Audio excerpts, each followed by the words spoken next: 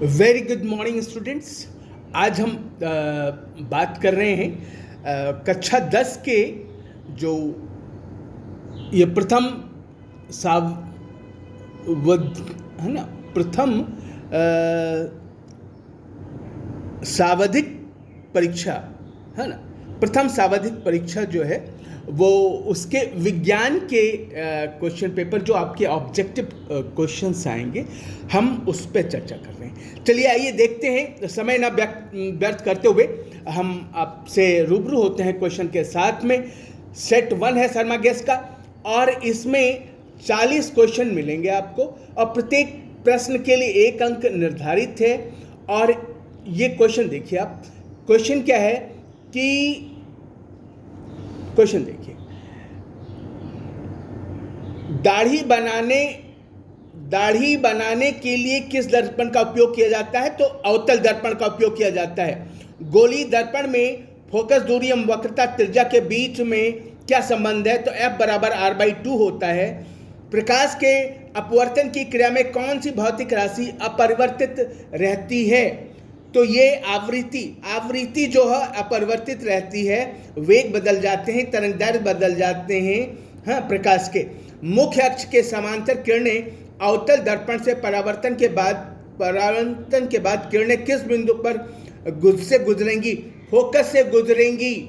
ये फोकस से गुजरेंगी। किसी दर्पण से वस्तु को कहीं भी रखने से वस्तु के बराबर आकार का, कहाँ पर रखने से वस्तु के बराबर आकार का सीधा प्रतिबिंब प्राप्त होता है? तो इसका उत्तर होगा किस दर्पण से? तो ये होगा समतल दर्पण से। समतल दर्पण से वस्तु कहीं भी रखने पर वस्तु के बराबर व आकार का सीधा प्रतिबिंब प्राप्त होगा। प्रकाश के अपवर्तन के कितने नियम हैं? सब कोई जानते हैं, वो 2 नियम हैं। 7वां नंबर का प्रश्न है, किसी गोली दर्पण की वक्रता त्रिज्या 50 सेंटीमीटर है तो उसकी फोकस दूरी क्या होगी? F बराबर R/2 होता है, तो 50 का आधा हो जाएगा 25 सेंटीमीटर। तीसरा आंसर, 1 मीटर फोकस दूरी वाले उत्तल लेंस की क्षमता क्या होगी? तो क्षमता होती है 1/d, तो ये हो जाएगा 1/d। 1/1 मानी 1d होगा इसका आंसर। किसी उत्तल लेंस की फोकस दूरी हमेशा जो है, उत्तल लेंस की फोकस दूरी हमेशा पॉजिटिव होती है क्योंकि उत्तल लेंस जब ऐसे होता है तो ये प्रकाश की किरण ऐसे आती है, तो ये फोकस दूरी यहाँ होती है, पॉजिटिव होती है। ठीक है, चलिए अगला क्वेश्चन क्या है? प्रकाश का वेग सर्वाधिक कहाँ होगा? प्रकाश का वेग सर्वाधिक निर्वात में होगा। प्रकाश का वेग सर्वाधिक कहाँ होगा? निर्वात में होगा। दिए गए प्रक्रम में कौन सी ऊष्माक्षेपी अभिक्रिया है? देखिए, पाचन ऊष्माक्षेपी अभिक्रिया है। जब हम भोजन खाते हैं तो उससे पचाने में ऊर्जा निकलती है। चिप्स के पैकेट में विकृत गंधीयता से बचने के लिए कौन सी गैस डाली जाती है? बहुत आसान सा सवाल, नाइट्रोजन गैस डाली जाती है। अगला क्वेश्चन है, जंग लगना किस प्रकार की अभिक्रिया है? जंग लगना संयोजन अभिक्रिया है, क्योंकि वायुमंडल के ऑक्सीजन से वो धातु संयोग करके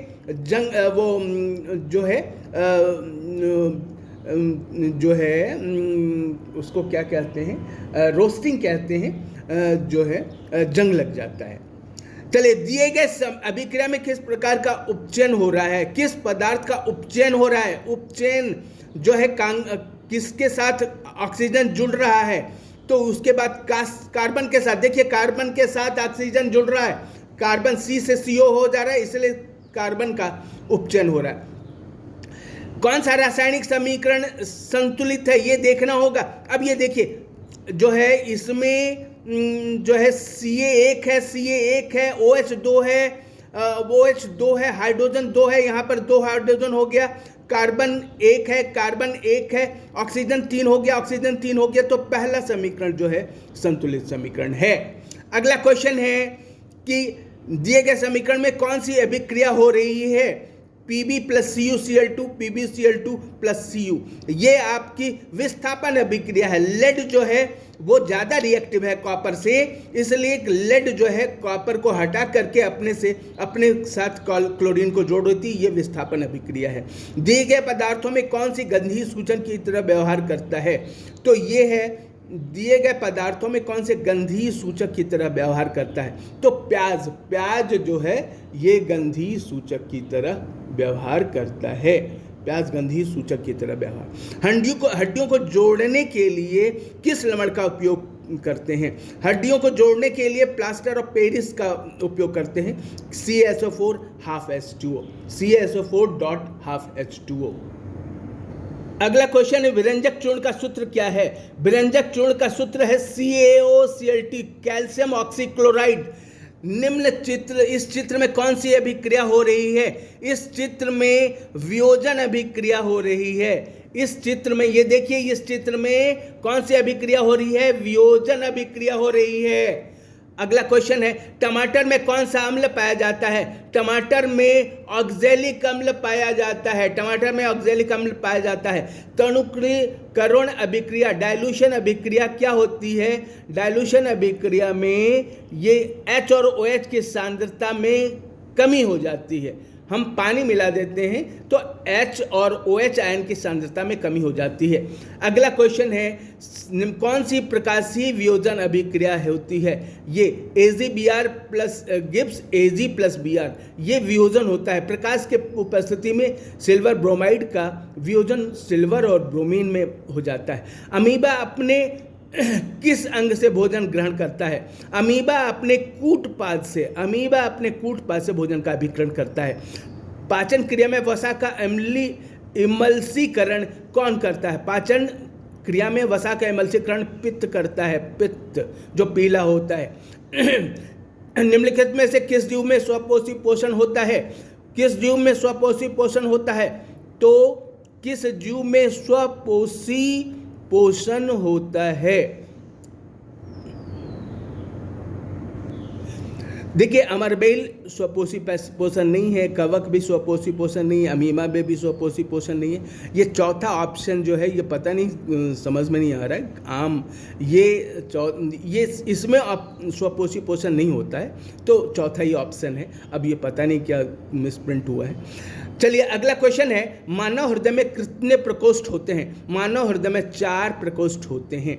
श्वसन वर्णक किसे कहते हैं? श्वसन वर्णक जो है हीमोग्लोबिन को कहते हैं। श्वसन वर्णक किसे कहते हैं? हीमोग्लोबिन को कहते हैं। उत्सर्जन तंत्र की क्रियात्मक इकाई क्या है? उत्सर्जन तंत्र की क्रियात्मक इकाई वृक्काणु है। उत्सर्जन तंत्र की क्रियात्मक इकाई वृक्काणु है। वृक्क की क्रियाशीलता कम करने पर रक्त को शरीर से बाहर निकालकर छानने की प्रक्रिया क्या कहती है? तो इसको वृक्क की क्रियाशीलता कम होने पर रक्त को शरीर से बाहर निकालकर छानने की प्रक्रिया कहलाती है अपोहन। इसको अंग्रेजी में डायलिसिस कहते हैं। जनन की मूल घटना क्या है? जनन की मूल घटना है डीएनए की प्रतिकृति का बनना। जनन की मूल घटना क्या है? डीएनए की प्रतिकृति का बनना। देखिए, ये प्रश्न है, चित्र से संबंधित प्रश्न है। दिया गया चित्र किस प्रकार के जनन को दर्शाता है? तो बहुखंडन को दर्शाता है। ये देखिए, ये चित्र, ये ध्यान से देखिए, ये बहुखंडन को दर्शाता है। नर युग्मक तथा मादा युग्मक के संलयन को क्या कहते हैं? ये निषेचन कहते हैं। नर युग्मक तथा मादा युग्मक के संलयन को क्या कहते हैं? निषेचन कहते हैं। लड़कों में यौनावस्था के लक्षणों का नियंत्रण कौन हार्मोन करता है? तो टेस्टोस्टेरोन करता है। लड़कों में यौनावस्था के लक्षणों का नियंत्रण कौन हार्मोन करता है? तो टेस्टोस्टेरोन करता है। सौर स्थिरांक का मान क्या होता है? सौर स्थिरांक का मान क्या होता है? 1.4 kW/m²। 1.4 kW/m²। जैव गैस का मुख्य घटक क्या है?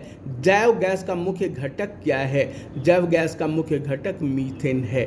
महासागरीय तापीय ऊर्जा प्राप्त करने के लिए महासागर के पृष्ठ के जल का ताप और 2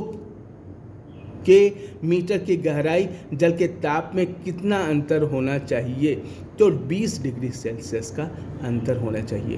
तो स्टूडेंट्स, आपका एक सेट का पूरा हल आपके सामने ये प्रस्तुत किया है और उम्मीद है आपको ये फ़ायदा करेगा।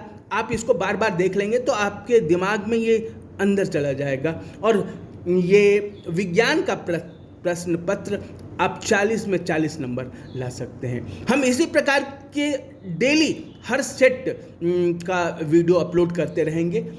मैं प्रचार प्रसार के लिए नहीं, आपके लिए मैं ये काम करना चाहता हूँ।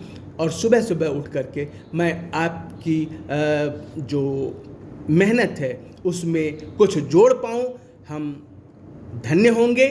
और आपका सहयोग इसी तरह मिलता रहा तो नियमित रूप से हम आपको कभी भी कम मार्क्स नहीं आने देंगे, हम आपको जगा के रखेंगे। अगर आपने इस चैनल को सब्सक्राइब नहीं किया है न्यूमेरिक गैलेक्सी को, तो ज़्यादा से ज़्यादा वो सब्सक्राइब कर लें और ज़्यादा से ज़्यादा लोगों को शेयर करें।